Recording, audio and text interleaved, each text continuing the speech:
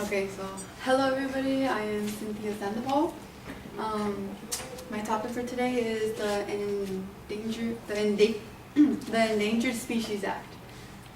My major claim is the Endangered Species Act is unnecessary for the protection of several species on it.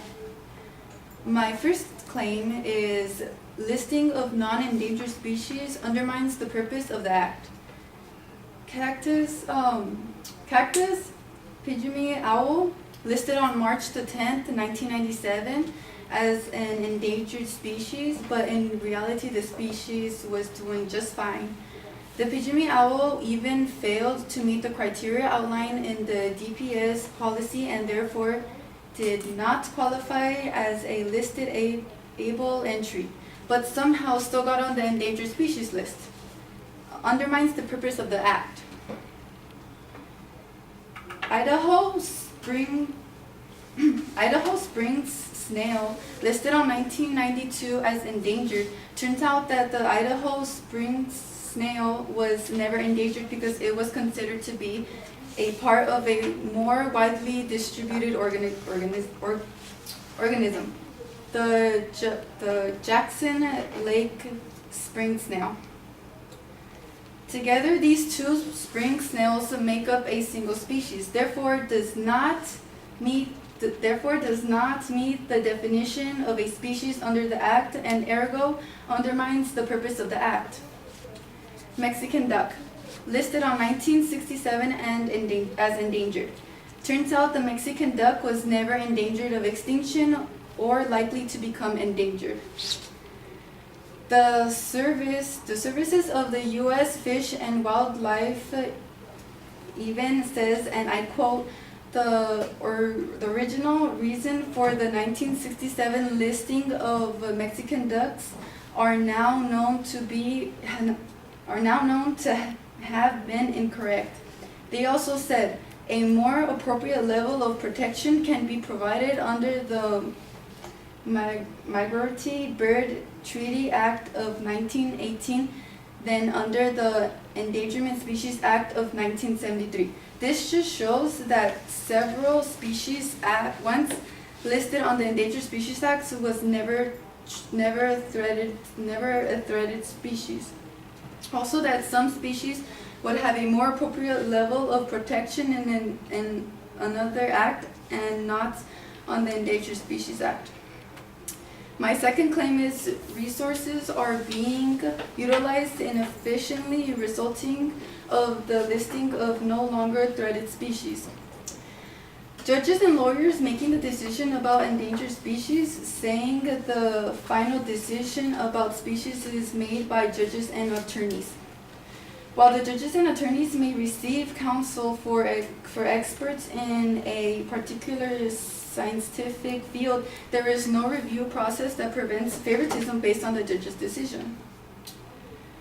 A low percent success rate, less than 1% of the species listed on the endangered based on the 5th Endangered Species Act has been removed.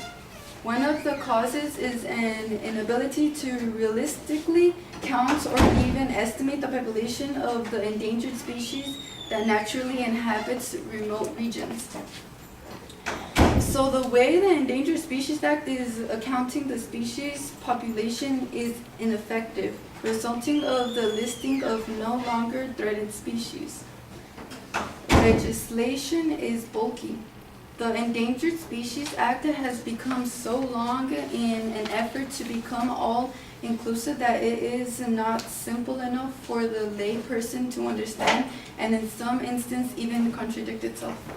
Resources are inefficient because it's so large that it is not simple enough just to list any type of species, resulting of the listing of no longer threatened species. My third claim, several species would have a more appropriate level of protection in a different act. The Mexican duck, for example. Listed on 1967 as endangered, got delisted on July 25th, 1978. According to the U.S. Fish and Wildlife Services, a more appropriate level of protection can be provided under the Migratory Bird Treaty Act of 1918 than under the Endangered Species Act of 1973.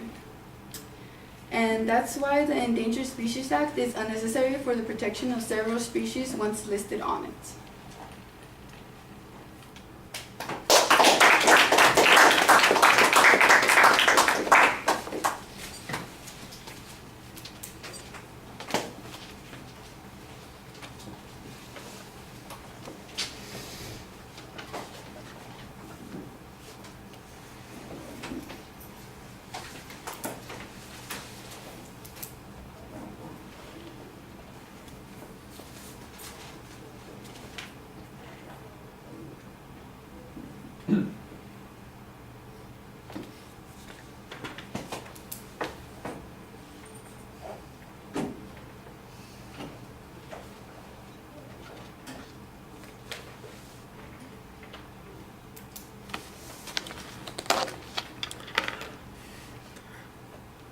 All right, Cynthia, the proposition's clear, but there's not really a preview of what the supporting structure is going to be, and I think that that would be helpful.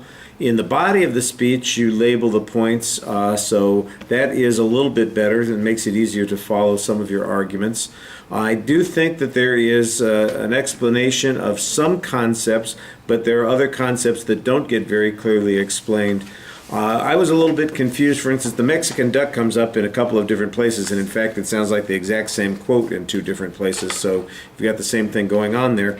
But for instance, you say it was listed as endangered in 1967, but then you say, but it's not really well covered under the Endangered Species Act of 1973. I'm going, how did it get listed as endangered before the Endangered Species Act existed? That's confusing, and I'm sure there's an explanation that's going on there, but it's not very clear at the moment, and it suggests some confusion over the issues that you're talking about. I like the fact that you've got some particular examples to illustrate. That's really the strongest evidence that you have, is the example evidence that you talk about, but I never get any source citations for those examples. I got one reference to the Fish and Wildlife Service in the body of the speech.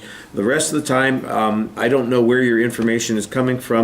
Several times it sounds like you're quoting material, but it's not being attributed appropriately. I know that you did research on this, but it's not being cited very clearly in the presentation, and that affects your credibility a little bit as well. There's a lot of reading, and I think you're probably a little less familiar with the terminology than you want to be. You need a little bit of practice. I don't mean to pick on anybody. I know everybody's working on doing the best they can, but you got a couple of terms there that you got to work on. It's just pronunciation stuff, and this kind of stuff. Nowadays, you just type the word into your computer, and it'll tell you how to say it. Migratory birds, you're having a hard time with that one, and they're pygmy owls. So the way you said it just sounded odd. And those would be things that are easy to fix. And everybody makes mistakes like that. So I'm just pointing out so that you think about it a little bit. I always tell people that I made a stupid mistake one time doing the same kind of thing. When I was in high school, I used the term Marine Corps, and because there's a P in it, right? Only you don't say the P; it's a silent P. And I got throttled on that. And I've always remembered that. And now whenever somebody makes the same mistake, I always say, I'm sorry, a Marine Corps is a dead Marine. So you got to be careful about those things. All right, thank you.